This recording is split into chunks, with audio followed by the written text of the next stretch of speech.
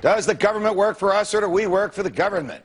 The government is out of control. The debt is consuming our prosperity. The president is choosing which laws to enforce and whom to exempt from enforcement.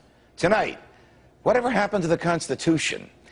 During the past 4 months, we have seen the breakdown of government as we have known it in America.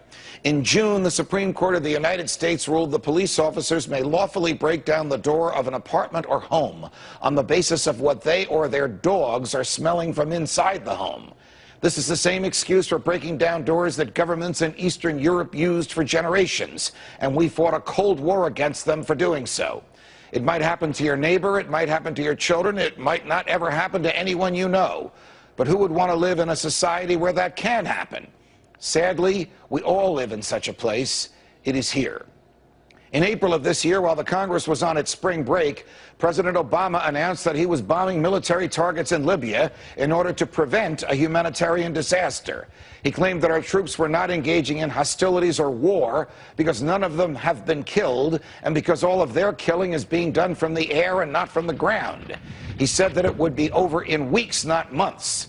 It is now August. The United States military is still there. The killings from the sky have continued. Congress has behaved like a potted plant and has done nothing to curtail this, even though under the Constitution, only Congress can start wars. Yesterday, while the Congress was on its summer break, President Obama announced that he will decide in which states an ill-advised and no doubt unconstitutional Bush-era law called No Child Left Behind will be enforced, and in which states it will not. He has no such power under the Constitution. Think about it. How can your federal rights and benefits be enhanced or degraded by where you live and at the whim of the president? Last week, the Congress, after months of wrangling over the government's debt, agreed to permit the president to borrow another $2.4 trillion, but decided not to decide what strings should be attached to it. Instead, the Congress delegated away its powers to a super Congress that will deliberate in secret and send recommendations back to the real Congress. And that Congress, without any debate or amendments, will simply vote yes or no. As a result of this crazy move, the stock market has nearly crashed. It has lost 15% of its net worth off its highest value this year, and the government's credit score has gone south. What the heck is going on here? Does anyone remember the Constitution? The police can only search and seize a home when a judge, not their noses or their dogs, authorize them to do so. The president is supposed to enforce all the laws equally and upon everyone, not subjectively and against his enemies or for his friends or for his political needs.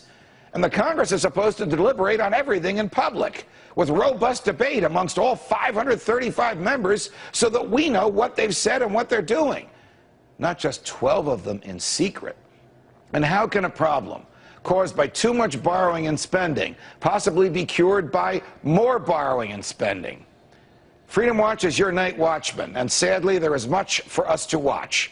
The Constitution is the supreme law of the land. It is the baseline for all governmental behavior. Its guarantees must be honored or they are worthless, and its protections must be afforded, and its procedures must be followed, or we will have no law.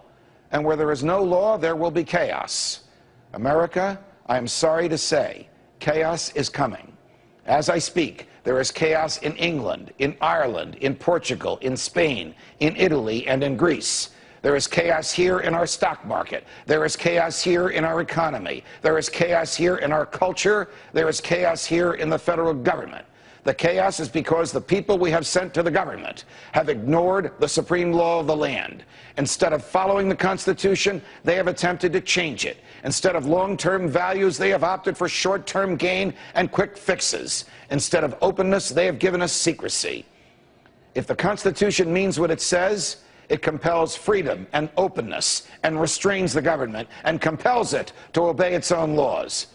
If its provisions are not upheld when they pinch as well as when they comfort, what is the sense of having a Constitution in the first place?